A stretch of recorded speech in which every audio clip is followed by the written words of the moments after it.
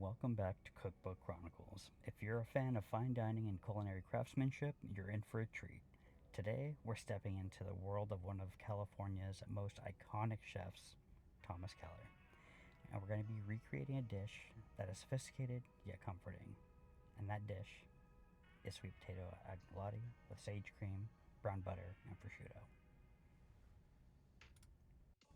To begin the recipe, set your oven to 350 degrees and cut the ends off your sweet potatoes. You're going to roast these with a pat of butter, some salt, and wrap them tightly in this aluminum foil. This step intensifies their flavor and natural sweetness and sets the tone for the entire dish. As always, I will have a list of ingredients, their measurements in the description, so this way you could have all your mise en place ready and follow along if you plan on making this. As the sweet potatoes are roasting, we're going to make the squab spice. And the squab spice starts out by using a French 4-spice. I can't pronounce the name and I'm not going to attempt to. So in the description, I'll leave it there and how to make it. But the base is a mixture of black ground pepper, cloves, nutmeg, and dried ginger. Some people omit the ginger and they'll have allspice as the fourth spice, but you can mix and match as to what you'd like. Then you get that 4-spice and you add black peppercorn, cinnamon sticks, cloves, coriander seed, and you blend that until it turns into a fine powder.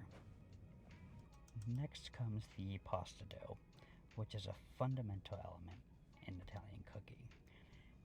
Keller's recipe combines all-purpose flour, egg yolks, milk, and olive oil, which creates a silky, supple dough. After a bit of resting, it's ready to be rolled out and then transformed into the delicate, pillowy agnolotti.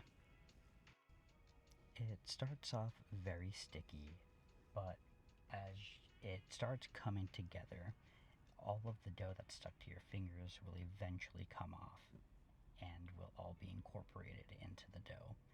It is messy, sticky, but as you can see, it cleans up nicely.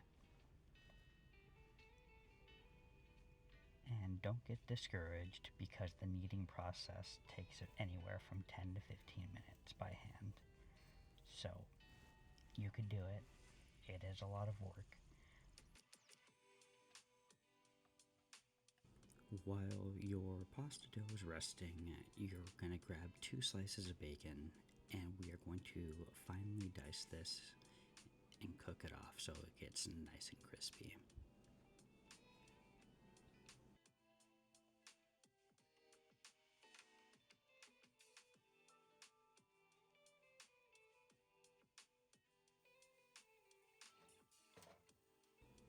Once all the fat is rendered from your bacon and your bacon's nice and crispy, remove it from the pot, place it on a paper towel to allow the excess grease to soak up. Then you're going to want to pick your sage and separate it into small pieces and large pieces. The large pieces you're going to blanch in boiling salted water and blanch it for about 30 seconds to 45 seconds. And then shock it in ice water so this way it retains its color.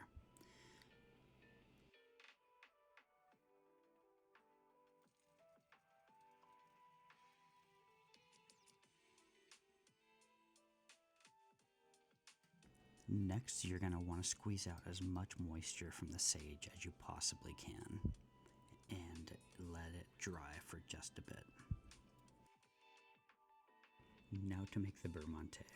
The beurre monté is a tablespoon of water and chunks of cold butter that you're going to emulsify into the water.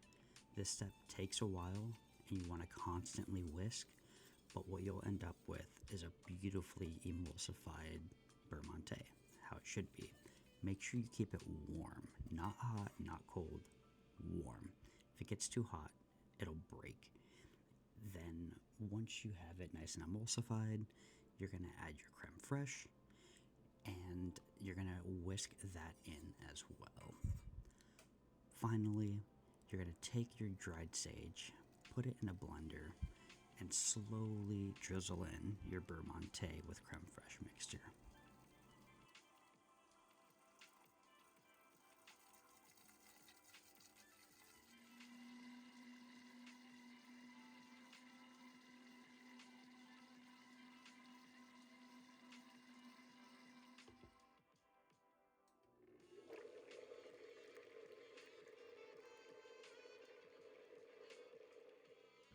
Once you have your mixture nice and pureed, strain it through a chinois and into a pot. Just look how gorgeous this sage cream sauce is. Now, I will admit it is a little broken here, but I cooked it down and kept it more warm and added a touch more creme fraiche to it. And it thickened up a little bit, and that kind of re-emulsified it into the sauce that it should be.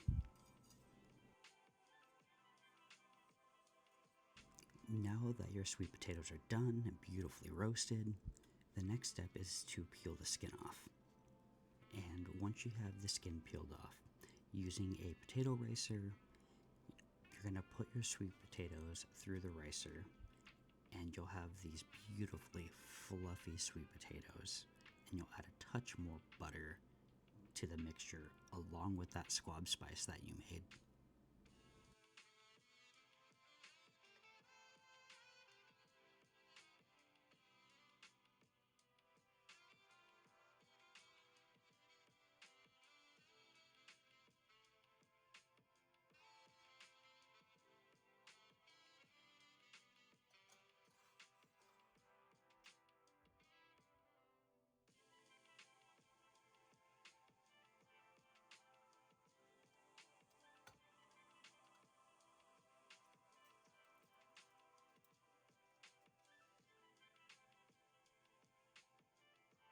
Now that your sweet potatoes are riced, what you're going to do is add them back to a pot.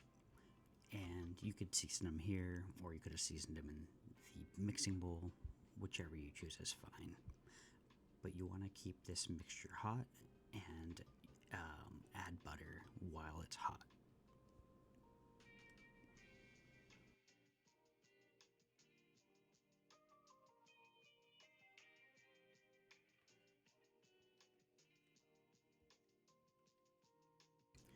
Along with butter, you're going to add your finely minced bacon that's been cooked in as well.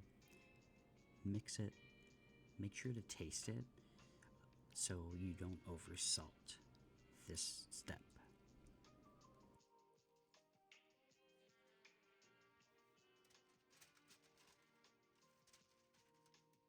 Using a sheet tray and some parchment, you're going to get this mixture and cool it in the refrigerator.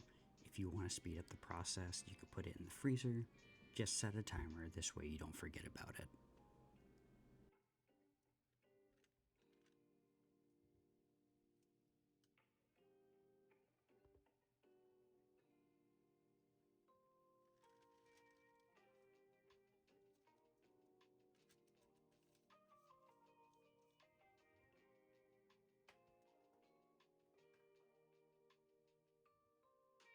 While your sweet potato filling is cooling, go ahead and fry off your little baby sage pieces and get those nice and crispy, and salt them lightly when they come out.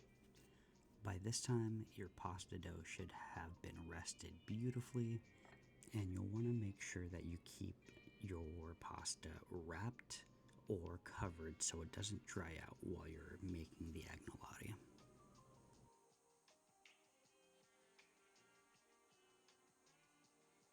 You want the sheet of pasta to be thin, but not so thin that it tears while you're forming the agnolotti.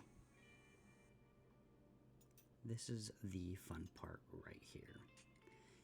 We fill our piping bag with our cold sweet potato puree, and as always, make sure you get a bench scraper or another flat tool where you could scrape the bag is at the very bottom of the bag. It just makes working so much easier.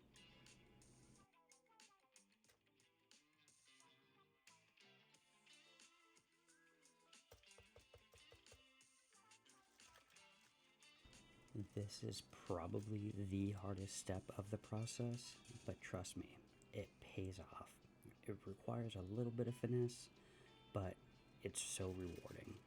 So the sweet potato mixture is piped onto the dough, then folded over, and then carefully cut.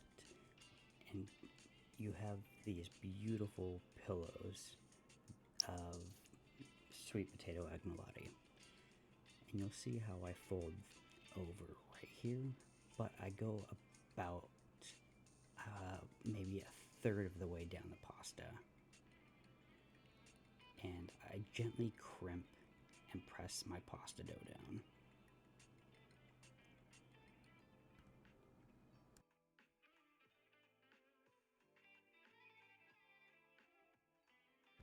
Then I make these little notches, roughly the same size.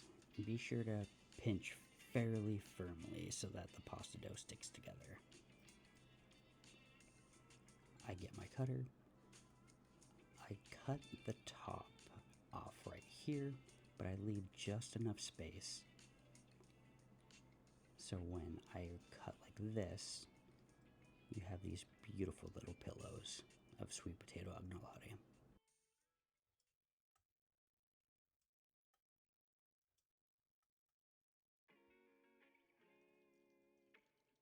You could do this step before if you'd like, and I highly recommend it, but just make a quick brown butter, and you're gently toasting the butter solids that separate from the butter as you're melting it and stirring it around. Do this at a moderate temperature, don't do it too fast, because otherwise you'll end up with burnt butter and not brown butter.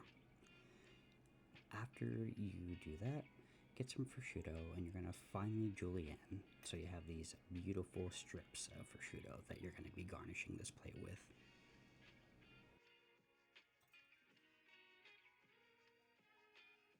Now it's time to cook our pasta. In lightly salted water, add about 6 to 7 pieces of your agnolotti. Be sure that your sage cream sauce is nice and warm while your pasta is cooking, because the next steps are kind of crucial. This is your sage cream. It's nice and warm, beautifully creamy. Add your cooked agnolotti to the sauce, mix it around, and begin to plate. I tend to enjoy a lot of sauce, and the sage cream was fantastic, so I put maybe a little bit more than I had to in the plate. But this is the best part, getting to eat all this amazing food that you've had to make. You get rewarded in the end. While I'm plating, it's good to know that there's no Keller dish that's complete without thoughtful finishing touches. So having the fried sage, the crispy bacon, the nutty brown butter, they all just add a layer of complexity, while it's salty, savory, creamy. The contrast of all the textures, they just play so well together. And you have a dish that's true to the symphony of flavors and textures of what Thomas Keller does best. And that's the magic of his cooking. That he takes seemingly simple ingredients and then just transforms them into something so extraordinary. And it looks so simple, but the flavors are just jam-packed in there and so concentrated. It's great. But what you see here is his sweet potato agnolotti, sage cream, brown butter, and prosciutto. Each bite is fantastic. It's a dish that reminds us of why cooking is an art and why Chef Thomas Keller is a master at his craft. Thank you for joining me on this journey through one of Thomas Keller's most iconic dishes, and I hope you've enjoyed this episode of Cookbook Chronicles. Please give it a thumbs up, subscribe, and share it with your fellow food lovers. Let me know in the comments below what other recipes or chefs I should explore next. And until next time, keep cooking, keep creating, and thanks again.